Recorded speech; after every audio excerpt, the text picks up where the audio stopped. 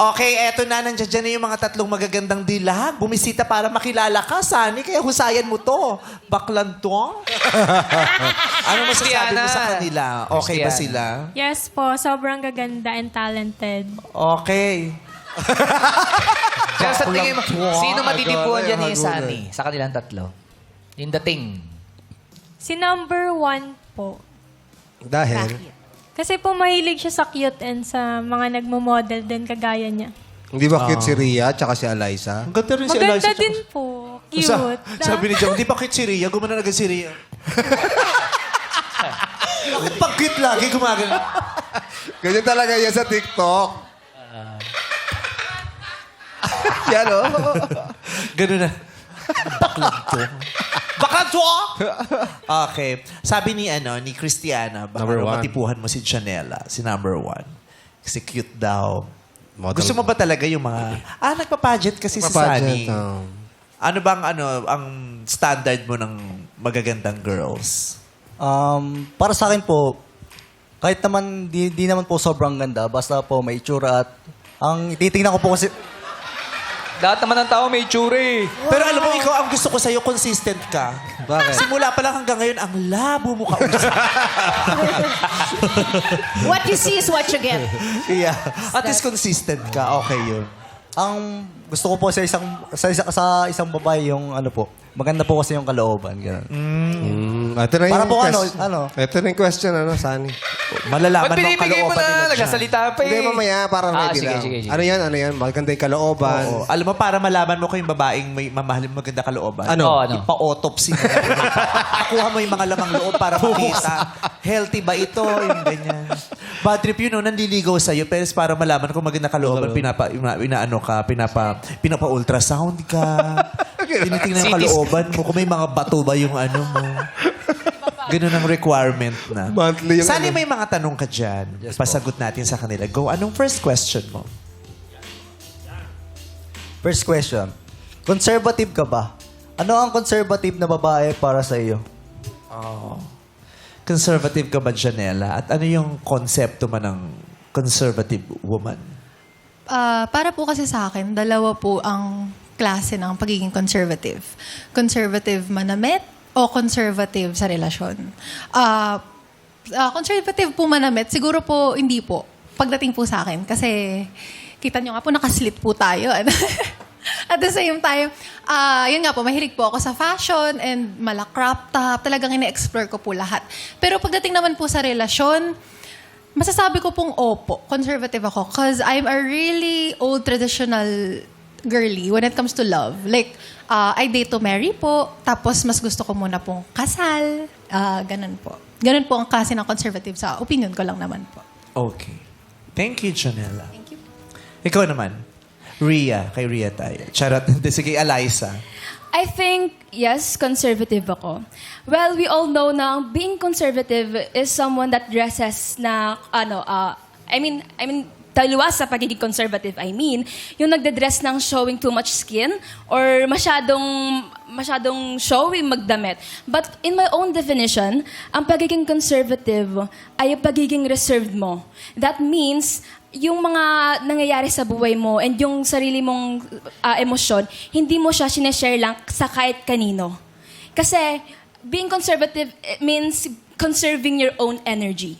And conserving your own energy means you are only giving it your energy to someone who deserves it and not to all. Kasi hindi naman lahat deserving ng energy mo. So that is my definition of being conservative. And yes, I am conservative. Grabe siya, Eliza. Conservative siya. Hindi siya masyadong gumagamit ng kuryente, ng tubig. Bakit yun? Conserve yun. Grabe si Eliza na pag sumagot, parang thesis talaga. Oo. Mahaba, iba. Actually, busy po kami sa thesis last week. Oh, So, sisisihin mo pa kami ngayon. Gusto mo to. Buti na singita mo kami. Gusto mo rin naman ng exposure. Baka mamaya. Nang guilt trip ka pa sa ending. Ria, conservative ka ba? Para po sa akin, Ano para sa'yo? Para sa'yo, Ria? Sige na! para sa iyo ang laban na to. Goria. Para po sa akin, bilang isang may insecurities na babae, minsan conservative ako kasi nai-insecure ako. And minsan naman po ay hindi dahil gusto kong i-boost yung confidence ko. And nagiging conservative po ako sa paraan na kahit I have a lot of friends na lalaki is na alam ko yung limit ko and alam ko yung boundaries ko, alam ko yung responsibility ko bilang babae. And I thank you. Si Rhea, pag nakita mo sa TikTok live, yung igaganon mo. Bakit naman? Bakit naman? Sa follow. Sabi ng nanay ko, hindi. ano na naman yan? Ang ingay! Ay, wala to na. Wala. Hindi. Ako feeling ko sa online selling, pwedeng Hindi, yeah, mabenta. Oo. Makikinig ka talaga eh. Ganyan. Tapos sa mga binibenta niya sa online selling, mga Ano? Camilosan. Yung sa mga lalamunan. White flower. White flower. Pepakwak. Pampaganda na nga. Mataas talaga yung timbre ng boses mo, no? Yes po. Gusto niyo po ng... Okay na! Ang dami gusto gawin. Sorry, my fault. Tanong pa kasi ako. Sorry. Sunny, matapos mo marinig ang mga sagot nila, sino ang karapat-dapat bigyan ng green flag? Para sa akin po si Searchy number 1. Bakit? Dahil gusto ko po yung yung date to marry po. Kasi po kung halimbawa magkakajowaman po ako ngayon, gusto ko po yung pang habang buhay na po. Yung last ko na po, ganun po. Pero nagre-react si Christiana. Nagre-react yung madlang people eh. Grabe. Ang hirap patunayan ng sarili dito sa mga madlang people. Hindi mo naman sinabi, may rally pala rito. Hindi, si Christiana kasi din, nag-react talaga eh. Nag-react? Anong reaction? Bakit? Gumanon eh. Nagigil lang naman. Ba't ka gumanon, Christiana? Mano? Gigil lang naman. Ba't ka gumanon, Christiana? Naniniwala ka ba? Dati, hindi. Ngayon, siguro po, medyo. Mas lalong hindi daw. Kasi Baka gusto niya, yun yung pinapangarap niya para sa sarili niya.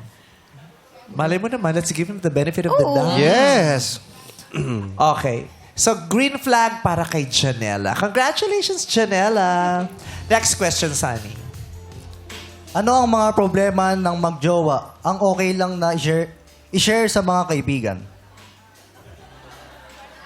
Si Rhea, unahin natin. Ano daw ba yung problema yung ng magjowa na pwedeng i-share sa ibang kaibigan?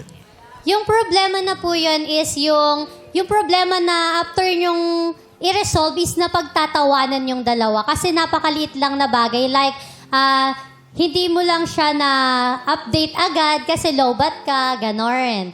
Tapos, yung mga bagay naman na hindi mo dapat sinishare sa friend mo is yung kung anong klaseng ugali yung pinapakita ng partner mo or yung mga lapses niya sa loob ng bahay or kapag magkasama kayong dalawa. Thank you, Rhea. Thank you po. Thank you, Rhea. Thank you po. Yung walang gusto mag-welcome, sabi ko. No? Thank you na kami ng thank you sa isa't isa. Eliza. Aray. I believe po, ang problema ng magjowa ay hindi dapat sineshare sa iba. Dapat sineshare ito first sa karelasyon mo. Kasi sa relasyon nyo, you are a team. Hindi nyo kasama, hindi kayo bumubuo ng isang circle sa isang relasyon. Dapat kayo ang mag-resolve doon. Ang tingin ko na dapat i-share nyo, yung problema mo sa partner mo, I think yung ikaw mismo, kung clouded yung judgments mo, kasi you need some external audience para ma-weigh mo rin kung ano yung mga options. Like, kasi syempre may sarili ka ring judgment, which is clouded nga. So, kailangan mo ng iba na mag-guide sa'yo para nang sa ganon ay pag dumating ka na sa point na kakausapin mo na yung jowa mo, ay pwedeng maging okay kasi at least na-weigh mo na yung mga bagay-bagay and mas clear na yung mind mo kasi So, may nakatulong. Kasi sabi mo kasi kanina dapat hindi eh. So ngayon, pwede. Pwede po, pag sa sayo, yung kumbaga, siguro yung mga problems, for example, yung problems na yung masyado siyang kulang para sa akin, masyado siyang nonchalant, ganon. I think, yun yung mga bagay na dapat ina-address mo sa jowa mo, kayong dalawa lang. Pero yung mga, nalilito ka kung paano ko ba i-approach yung jowa ko kasi busy siya. Yun lang yung mga bagay na sinishare mo, yung mga bagay na gusto mong isipan, yung mga ways to approach that person.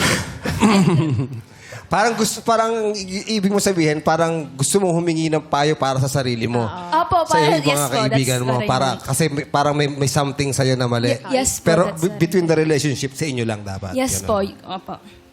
Buti Payo lang. nandito ka.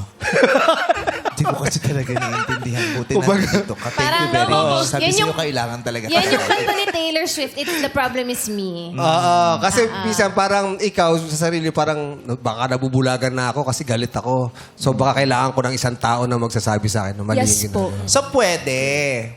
Pwede Open kang siya, magtanong, mag-share sa ibang tao, basta yun ang May topic limitations mo. din. Like, opo, alam mo kung ano yung limits mo na Oo. pwede i-share sa iba. Yeah. Pero sa Kasi nung partner simula, sabi mo, dapat walang sinishare eh.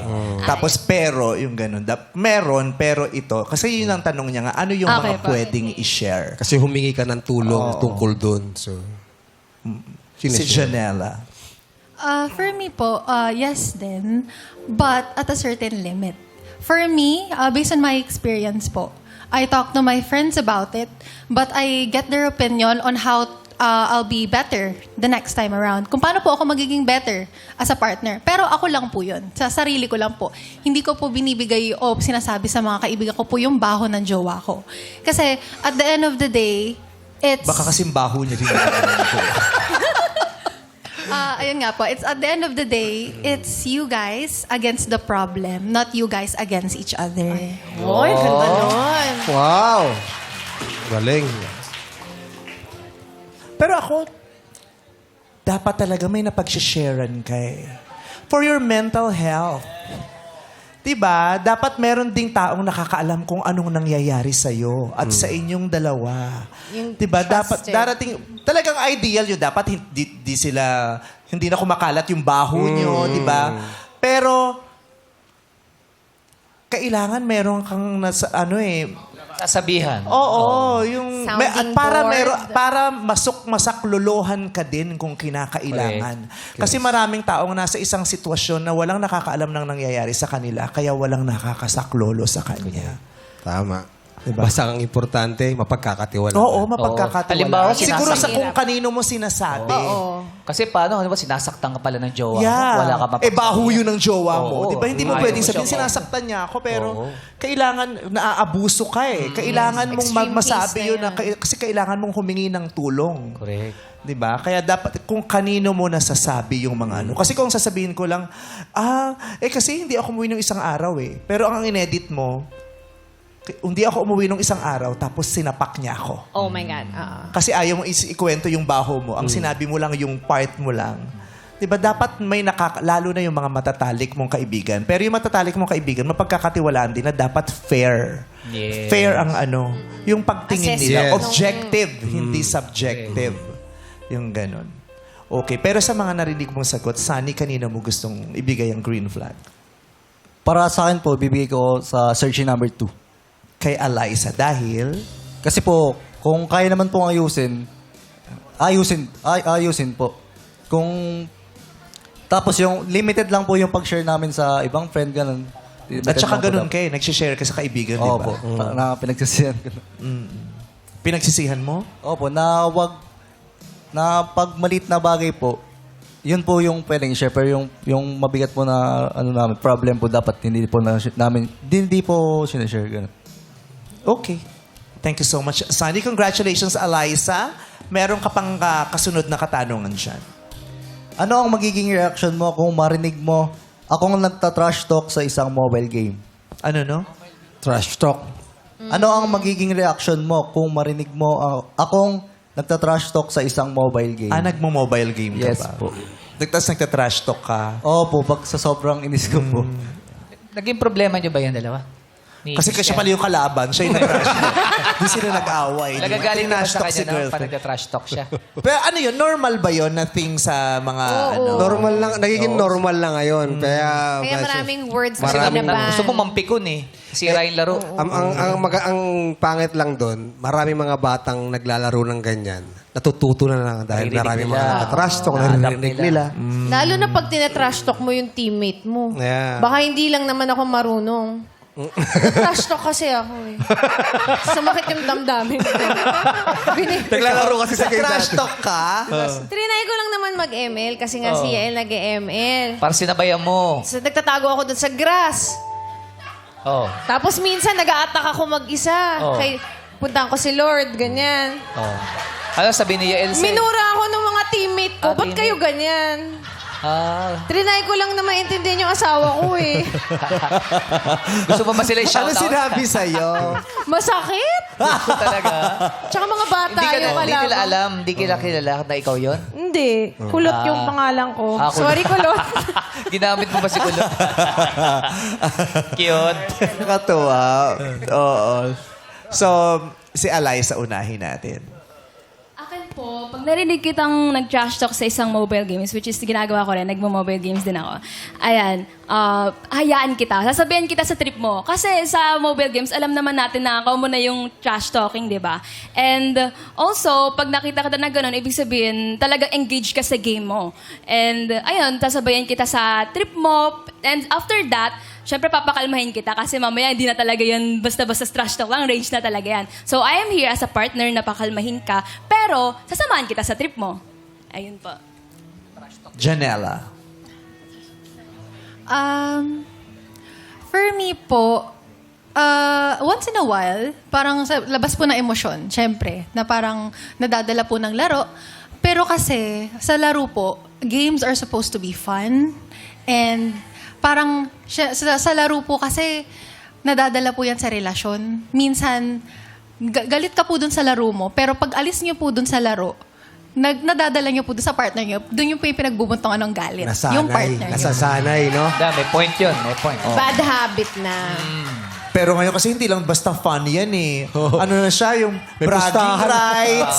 Oo, at saka yung iba yung mayaman na dyan, di ba? Oo, Di ba meron yan. Di ba may parang Olympics na ng ganyan? International, ah. Hindi na siya, competition siya talaga. Ria! Para sa akin... Ano? Para sa akin, susuportahan kita sa pantatrash talk mo. Kung content creator ka at doon natutuwa sa'yo yung mga tao. But, if tayo lang dalawa, kasi gamer din po ako, naglalaro din po ako ng mga mobile games, and then, tulad ng sinabi ko, sasakyan kita sa mga trip mo, but there's a limit. Wow! There's a limit. Go, Rhea, go!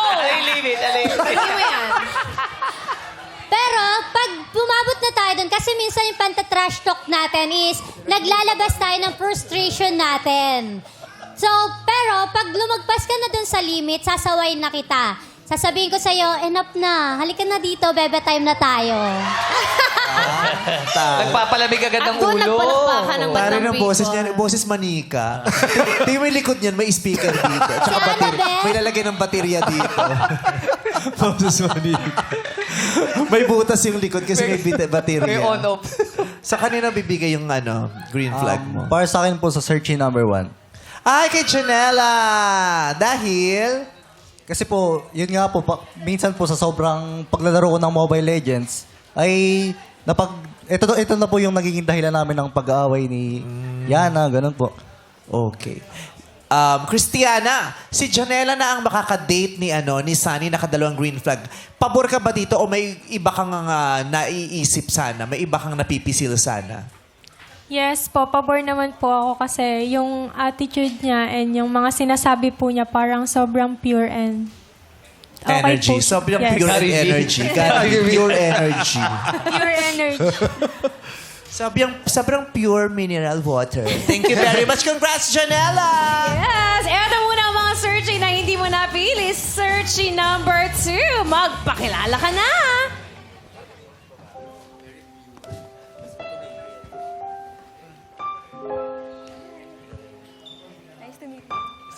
Hindi kinausap niya, Eliza. Kinausap, Eliza.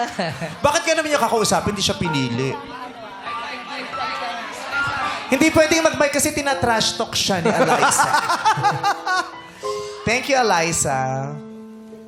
Eto naman si Ria. Ria is my friend. Siguro kaya hindi mo ako pinili kasi takot kang kapag nag-away tayo, matrash talk kita. Thank you. Nice to meet you. Halika na, Ria. Uuwi na tayo. Tapos kakanta tayong, may dala si nanay. Mungsoy. Christiana, anong special message mo kung meron man para kay Sunny?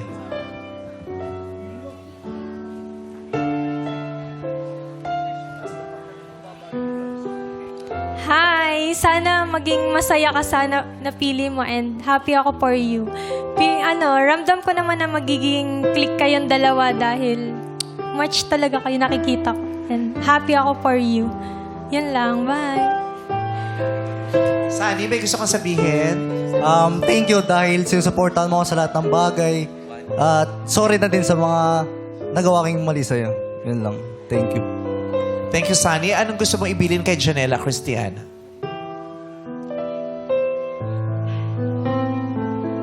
Hi! Sobrang pretty mo. Thank you. Sana maging masaya kayo ni Sunny and mabait naman siya. Alam kong magkakasundo kayong dalawa and yun lang. Enjoy! Thank you. Thank you. Janela, maaari mo nang tabihan si Sunny.